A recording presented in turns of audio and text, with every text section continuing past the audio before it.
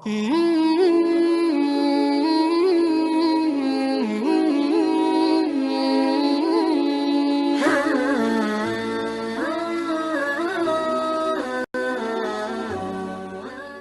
ini kita menyadarkan diri kita, terlebih lagi yang berceramah, jangan kau hanya sampai menyampaikan ayat saja. Hai Abdul Somad, apakah kau yang bicara itu hatimu sudah hidup?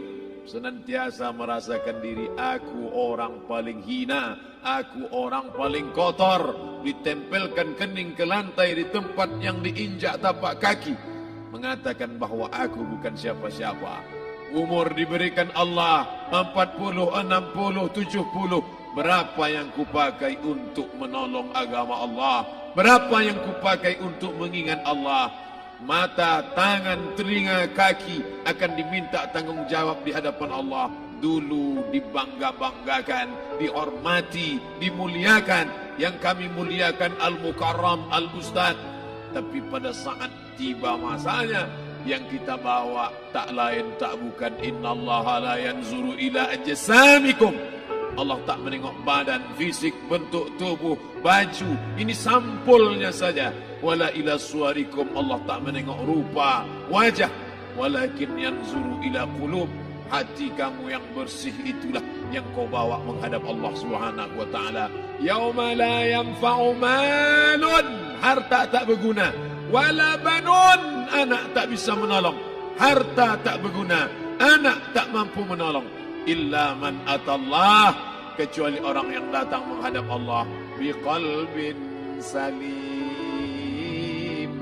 dengan hati yang bersih, hati yang tulus, hati yang memercikkan cahaya iman, hati yang bersih dari hasad, busuk hati, sum'ah, riya, takabbur. Itulah yang menolong di hadapan Allah Subhanahu wa taala. Apa kata Imam Ali radhiyallahu anhu? An-nasu niyam. Semua manusia waktu hidup itu tidur. Bapak tidur, ibu tidur, saya tidur. Semua orang waktu hidup itu tidur. Falamma matu, ketika dia mati, disitulah dia baru terjaga dari tidur panjang. Saat Israel mencabut nyawa, ditarikkannya adalah satu centapan yang kuat. Disitulah kita baru terjaga dari tidur panjang. Betapa aku meninggalkan salat, betapa aku tak berzakat, betapa dulu kekuasaan. Aku lulus umur 30, pensiun 58, 28 tahun apapun tak pernah kubuat untuk agama. Sibuk membesarkan anak, sibuk mengurus warisan. Anak pun tak ingat dengan kita karena kita lupa menanamkan pendidikan agama di dalam otak kepalanya. Harta yang banyak tak sempat menolong agama Allah. Anak tunggal semata wayang tak sempat dididik agama. Istri meninggalkan dalam keadaan stres susah hatinya karena dia tak diajarkan sabar menerima ridha ketetapan takdir Allah. Dan paling celaka, tak pernah anggota tubuh ini dipakai untuk berzikir, muhasabah, mengingat Allah. Tak pernah mata dipakai menengok Quran, kitab suci Allah. Tak pernah dipakai hati merenung sejenak, apa yang akan kubawa mati menghadap Allah Subhanahu wa taala. Abdul Somad dari dalam tanah naik ke atas tanah, ceramah, masuk balik ke dalam tanah. Yang kau bawa apa? Baju koko tinggal, peci tinggal, pakaian kehormatan tinggal. Yang kau bawa kain tidak berjahit, disobek, kerak. Itu yang akan menyampul kulitmu yang selama ini kau dimandikan, dibersihkan oleh ibumu dulu 60 tahun yang lalu. Sampai masanya kau lupa kapan kau dimandikan dulu. Sekarang ruh melihat, disebut dia ruh karena dia raha ya ruhu ruh, seperti aroma semerbak yang datang pergi hinggap. Ruh sampai masanya dia datang masuk ke dalam jasad. Ruh sampai masanya dia pergi meninggalkan jasad. Malam ini dimuliakan Al-Mukarram Haji Abdul Somad LCMA. Kenapa Abdul Somad ini dimuliakan? Karena ruh hinggap sejenak sebentar. Sampai masanya besok pagi dia ruh keluar dari dalam tubuh ini. Anak yang katanya ayahku sayang, istri katanya kaulah abang, Sampai masanya mereka tak lagi mau mendekat. Rumah itu saya yang buat, saya yang mengukurnya. Tapi begitu ruh sudah keluar dari badan, tidak satu pun semeter, sesenti, sejengkal, sehasta ada tempat di rumah itu untuk jenazah bernama jenazah Abdul Somad. Mana kawan, sahabat, andai tolan, anak menantu, teman sekantor, semuanya pergi meninggalkan. Yang tetap dibawa, kalau pernah kaki melangkah salat berjamaah di masjid, kalau pernah tangan mengusap kepala anak yatim, kalau pernah tangan mengucap subhanallah. Nanti di akhir tausiah kita akan berzikir, munajat, muhasabah diri, berdoa, mengenang apa yang akan kita bawa menghadap Allah Subhanahu wa taala. Datang malaikat membawa kain kafan dari cahaya, akan menyambut ruh yang mulia. Hadis riwayat Ahmad bin Ambal dalam kitab Al-Musnad, turun malaikat berlomba-lomba membawa kain putih dari cahaya, menunggu ruh akan keluar. Ruh menetes seperti embun di ujung daun. Daun tidak bergoyang, ranting tidak patah. Ruh menetes pelan, turun ke dalam kain kafan, dibawa malaikat ke pintu langit. Tak sabar mereka menyambut. Inikah dia yang selama ini berjamaah? Berapa banyak yang masyhur terkenal di bumi, malaikat tak mengenal dia. Ini roh siapa? Tapi ini bukan LCMA, dia bukan ustaz, dia bukan ulama, tapi imannya dalam, kekuasaan dipakai menolong agama Allah. Ruhnya keluar di bawah, semua malaikat mengucapkan salam. Inilah orang yang selama ini kami tunggu-tunggu, catatannya sudah lama. Setiap pagi petang malaikat subuh membawa catatan namanya, malaikat malam membawa catatan namanya. Kami merindukannya. Begitu orang-orang yang masyhur di langit tapi tak dikenal makhluk bumi. Tapi ada sebaliknya, yang rohnya disentapkan, ditarik malaikat dengan begitu tarikan yang sangat kuat. Nabi bertanya saat Isra Mi'raj kepada mereka yang sudah mati ribuan tahun yang lalu, apa yang kalian rasakan? Yang satu mengatakan seperti tebasan pedang di tempat yang sama beratus kali. Yang satu mengatakan seperti kambing yang dikuliti hidup-hidup.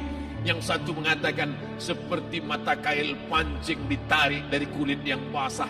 Maka kita berdoa setiap selesai salat, Allahumma hawwin alaina, ringankan kami ya Allah, fi sakaratil maut, di saat sakaratul maut yang amat sangat menyakitkan itu, di saat malam pertama di tempat yang gelap, di tempat yang tak pernah diimpikan oleh orang, tapi kita tetap melewati dan merasakannya. Perlahan-lahan cacing tanah, ular-ulat kalajengking akan menggerogoti kulit yang selama ini dimandikan, selama ini dipakaikan sampo yang mahal, selama ini dioleskan pelembab yang lembut. Tapi ternyata sebelum roh keluar jasad, setelah keluar, dia hanya akan menjadi santapan cacing tanah, hancur berkeping hari demi hari. Yang pertama kali membusuk adalah mata, karena dia berisi cairan. Cairan ini mengering, busuk dan berlubang. Lalu kemudian usus sebulan di dalam tanah, mulai dia menggelembung masuk angin dan dia meletus pecah. Cacing-cacing tanah mulai datang menggerogoti, memakan. Habis, siap tak siap, suka tak suka, kau akan didatangkan. Apa yang akan ditanya oleh Allah? Perbuatanmu, amalmu. Faman ya'mal mithqala dzarratin khairan yarah. Sebesar biji sawi, sebesar ujung rambut, kau aniaya orang, kau makan titik puluh keringatnya. U'tul ajira ajrahu, berikan upah pekerjamu, gaji tukang panenmu, gaji tukang cuci setrikamu. Kau makan, kau tahan 3 bulan. Dia tak menuntut, dia senyum, dia hanya mampu mengadu kepada Allah. Tapi titik peluhnya yang keringatnya, air matanya akan kau balas di hadapan Allah Subhanahu wa taala. Di saat itu tak ada siapa bisa menolong. Hari ini uangmu banyak, kau bayar pengacara handal 1 jam 100 juta, bebas tanpa syarat. Tapi di hadapan Allah semua akan bersaksi. Al-yawma nakhtimu ala, lidah yang selama ini pandai bicara dikunci, ditutup Allah Ta'ala. yang akan bicara. Wa tukallimuna aydihim wa tashhadu arjuluhum, kaki akan bersaksi, tangan akan bicara. Bima kanu yaksibun, yang pernah dilakukan di masa yang lalu. Mata melihat seolah-olah nyata perbuatan itu pernah dilakukan dulu. Kita lupa, kita tak ingat, tapi catatan malaikat terlalu terang benderang. Wa in kullun lamma jami'un ladaina muhdharun, catatan dibaca sampai-sampai orang itu tak percaya. Ma li hadzal kitab, kenapa buku catatan saya ini la yughadiru saghiratan, yang kecil-kecil, wala kabiratan, yang besar-besar, ahsaha, semua tercatat dalam buku catatan yang nyata. Dalam surat Al-Isra apa kata Allah? Iqra. Hari ini kalau dikatakan Iqra, baca Quran, Iqra baca Yasin, malam Jumat Iqra baca surat Al-Kahfi, tapi sampai hari itu Yasin tak bermakna, Al-Kahfi tak lagi disuruh baca karena hidup sudah berakhir. Iqra, baca. Apa yang kau baca? Kafa binafsikal yawma alaika hasiba, baca buku catatan amal. Sampulnya dosa, isinya dosa. Catatan kakinya dosa, sampul penutupnya dosa, bibliografinya dosa. Sampai ia pun tidak percaya, kenapa aku hidup hanya dosa saja. Saat itu dia mendengar teriakan azab, saat itu dia menyaksikan pekikan teriakan sakitnya siksa. Rabbana, ya Tuhan kami, farji'na, balikkan lagi kami ke dunia. Rabbana, ya Tuhan kami, absarna, mata kami sudah melihat azab, wasami'na, telinga kami sudah mendengar sakitnya, pekikan, teriakan, jeritan.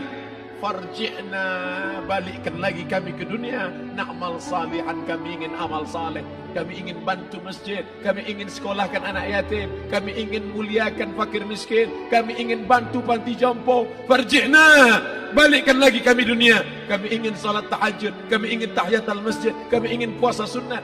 Saat itu penyesalan tak lagi berguna. Na'mal salihan, kami ingin amal saleh.